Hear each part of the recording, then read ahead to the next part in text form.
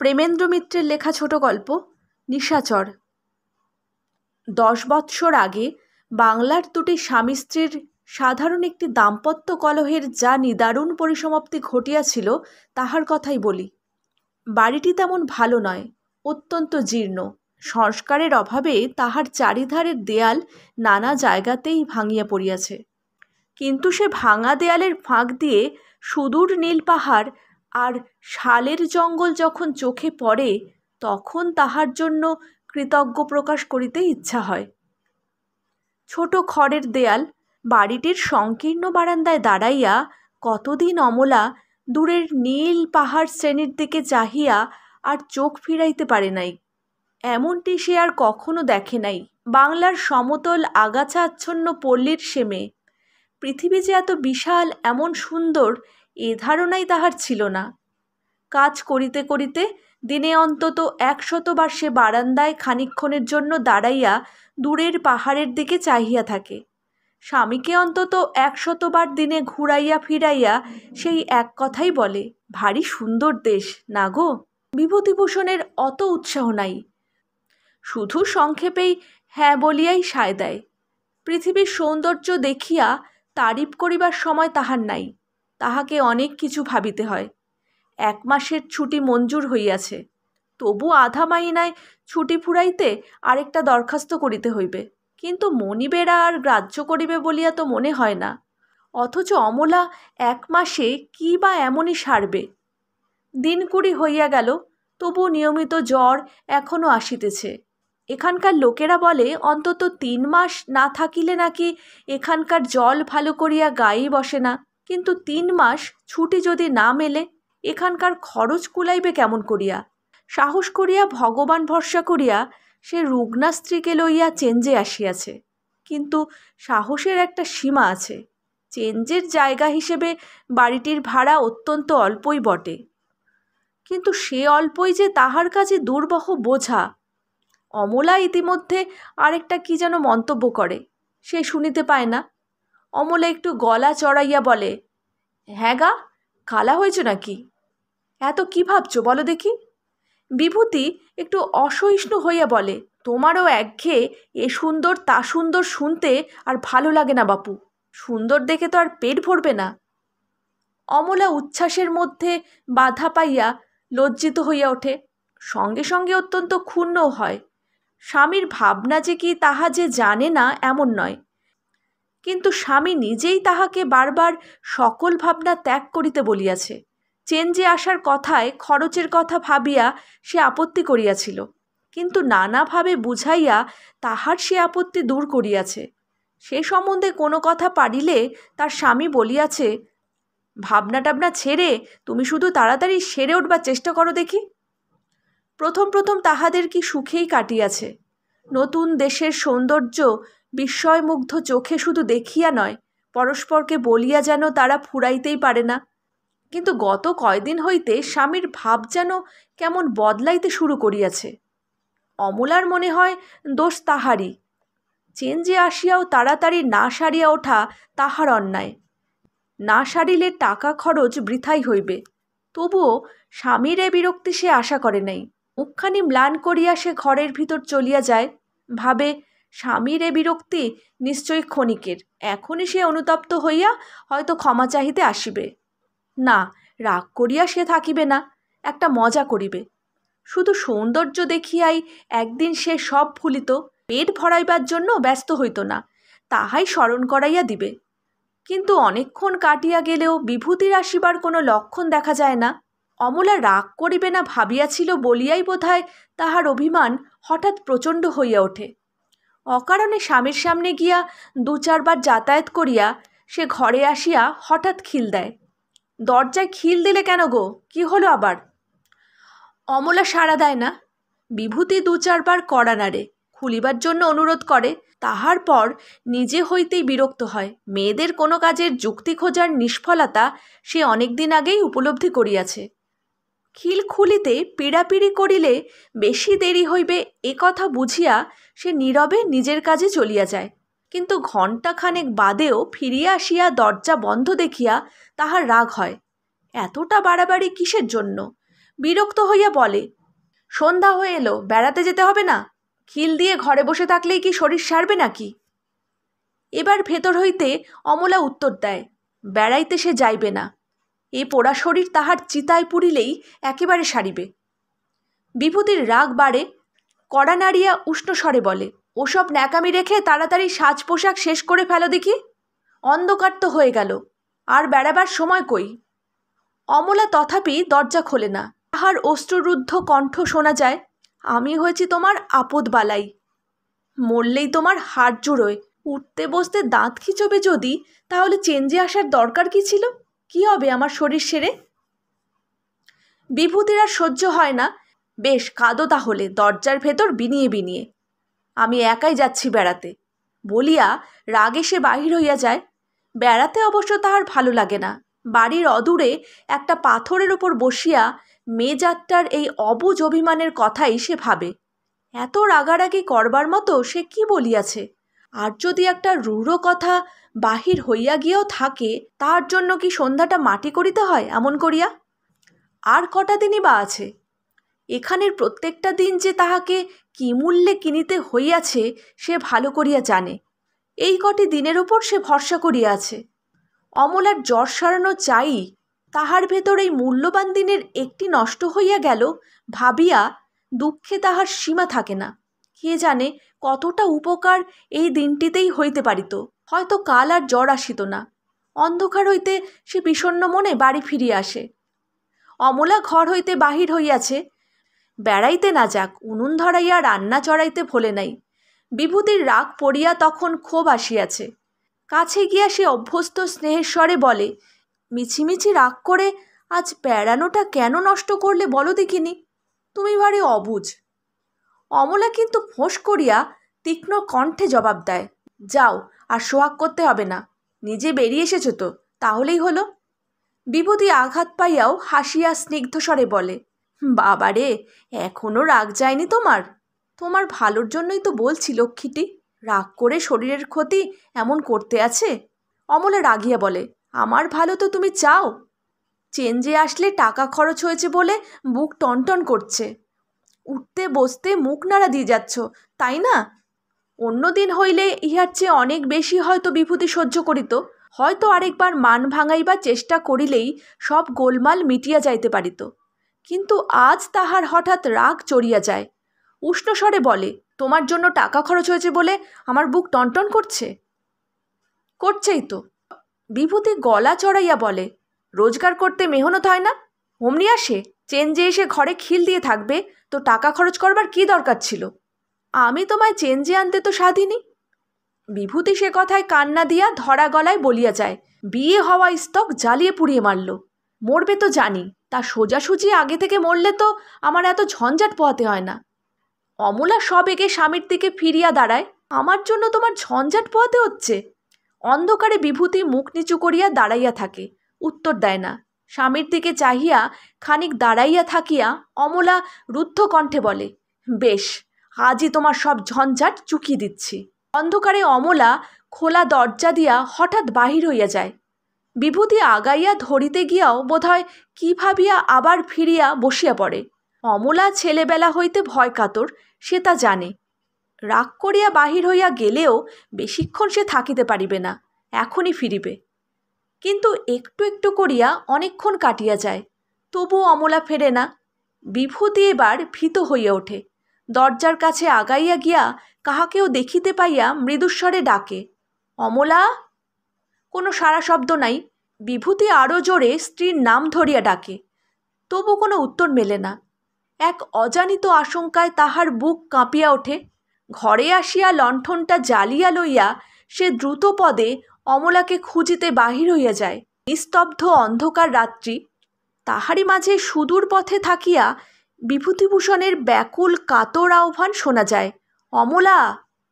ঘাটশিলার স্টেশনে বসিয়া গভীর এক অন্ধকার রাত্রে আমরা বিভূতি অমলার দাম্পত্য জীবনের এই কাহিনীটি শুনিয়াছিলাম। কেমন করিয়া কি অবস্থায় শুনিয়াছিলাম তাহার বিবরণ বড় অদ্ভুত। ছিলাম চক্রধরপুরে। হঠাৎ রমেশের খেয়াল হইল অন্ধকারে মোটরে করিয়া গেলুডিতে গিয়া বিভাসকে চমৎকৃত করিয়া দিতে হইবে। আগের দিন সকালবেলা বিভাসের বাড়ি হইতেই তিনজনে মোটরে করিয়া চক্রধরপুর রওনা হইয়াছিলাম। হঠাৎ পরের দিন গভীর রাত্রে তাহার দরজায় গিয়া ডাক দিলে বিস্মিত হইবার কথা।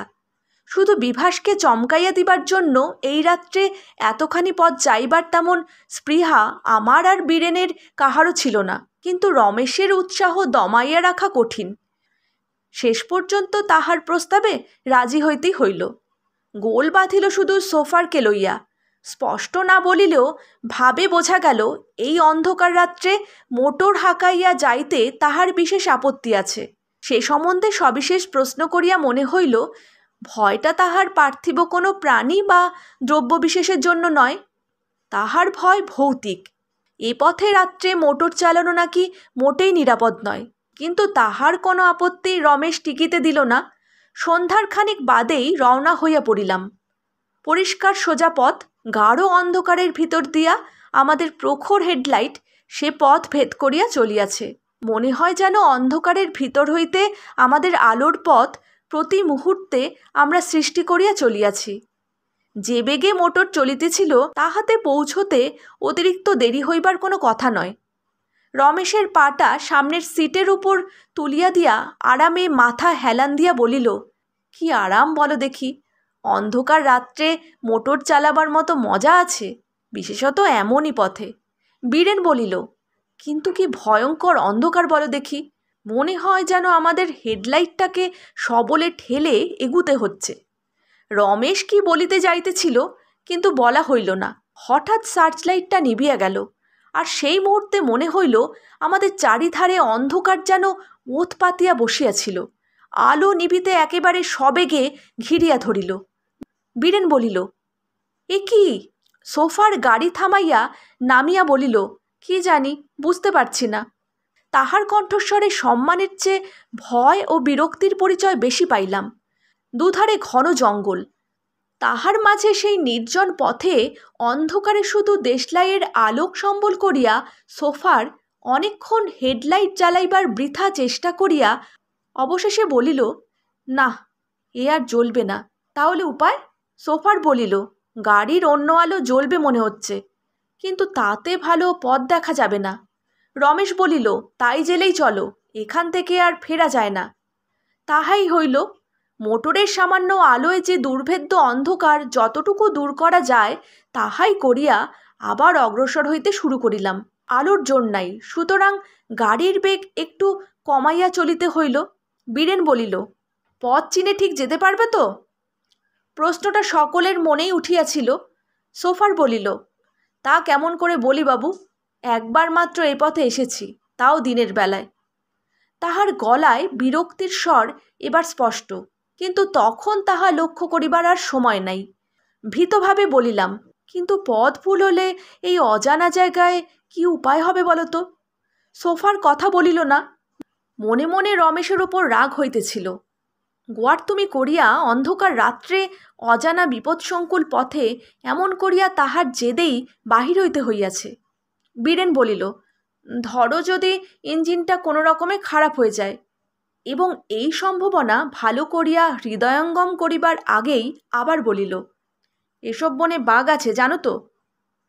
রমেশ আশ্বাস দিবার জন্য হাসিয়া বলিল, মোটর খারাপ হবে এমন আজগুবি কথা ভাবছই বা কেন?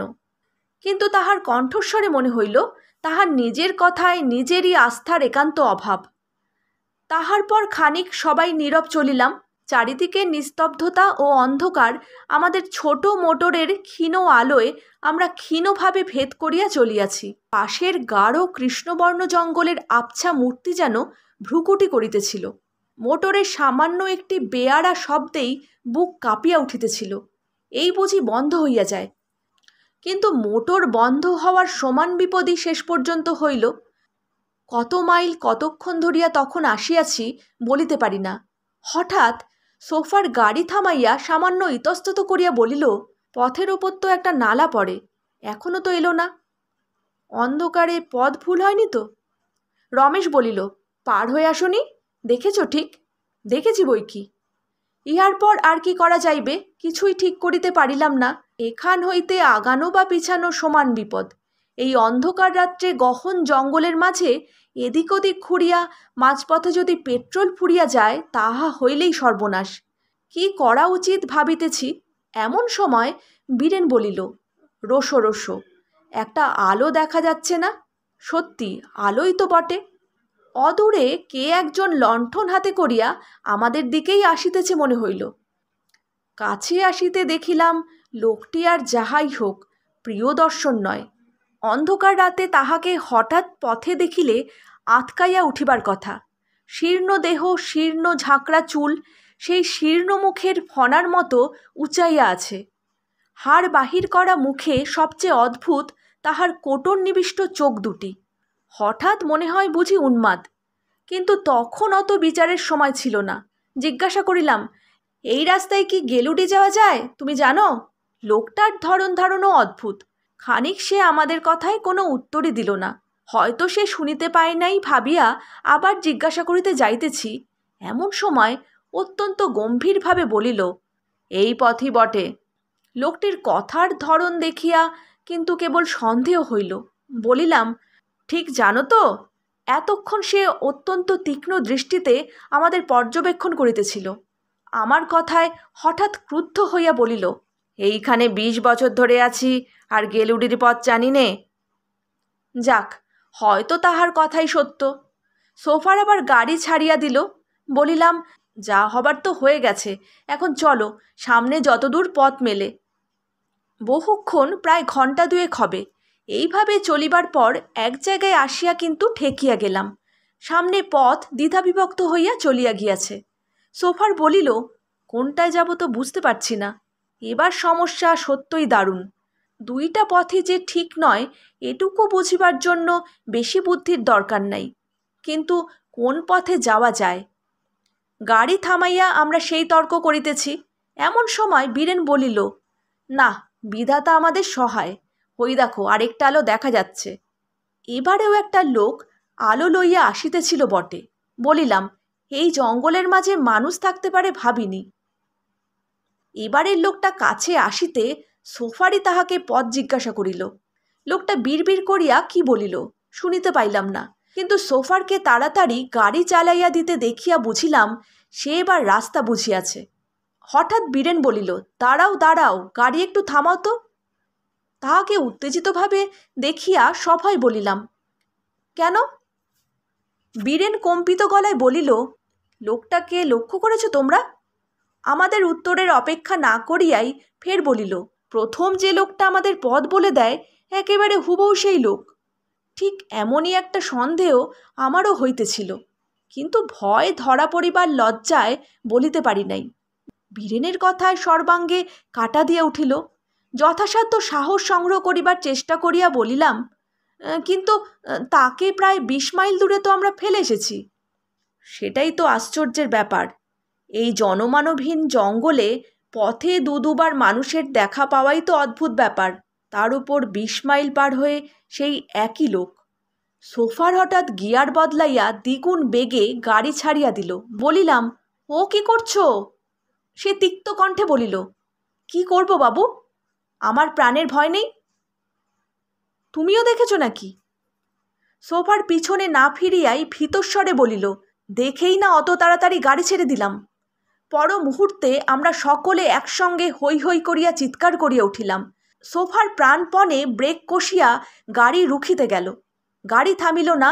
স্টিয়ারিং হুইল একেবারে পাক খাইয়া পাশে গড়ানে খাদ দিয়া হুড়হুড় করিয়া নামিয়া চলিল। সামনের দিকে চাহিয়া সেই ভয়ঙ্কর মুহূর্তে দেখিতে পাইলাম নিচে গভীর জল। বুঝিলাম আমাদের সলিল সমাধি হইতে চলিয়াছে।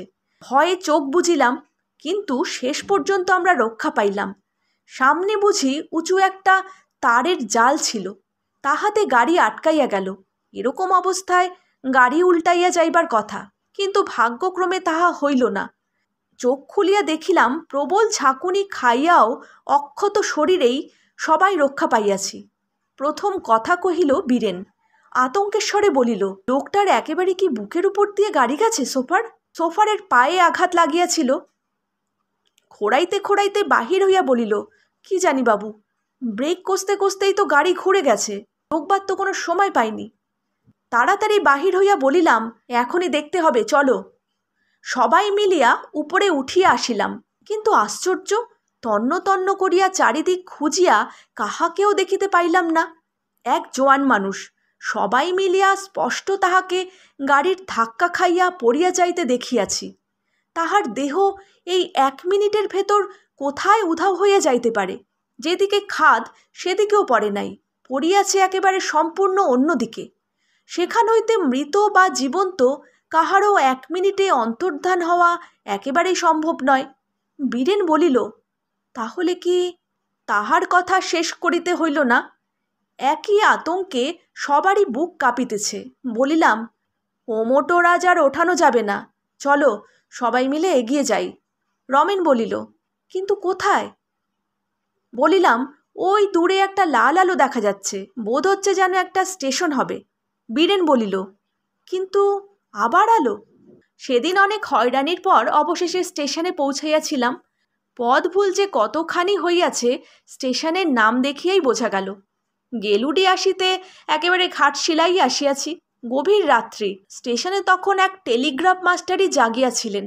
লোকটি অত্যন্ত ভদ্র। আমাদের সাদর অভ্যর্থনা করিয়া আশ্রয় দিয়া বলিলেন, আজকের রাতটা এখানেই থাকুন, কাল আপনাদের মোটর তোলবার ব্যবস্থা করে দেব। ঘুমাইবার ব্যবস্থা এক প্রকার তিনি করিয়া দিয়াছিলেন, কিন্তু তখন আর ঘুমাইবার প্রবৃত্তি নাই। তাহাকে সমস্ত দুর্ঘটনার কাহিনী বলিলাম। ভদ্রলোক গম্ভীর হইয়া বলিলেন, আপনারা জানেন না তাই, নইলে এ অঞ্চলে সাহেব সুভদ্রাও রাত্রে এ পথে মোটর নিয়ে বেরোয় না। আপনারা তবু প্রাণে বেঁচেছেন। 5-6টা মোটর লোক সমেত এই রাত্রেই আশ্চর্যজনকভাবে চুরমার হয়ে গেছে। সভায় বলিলাম, কিন্তু কি ব্যাপার মশাই? শুনেছি মোটরের ওপরই তার যত আক্রোশ। সারা রাত নাকি এমনই লণ্ঠন নিয়ে এই পথে ঘুরে বেড়ায়।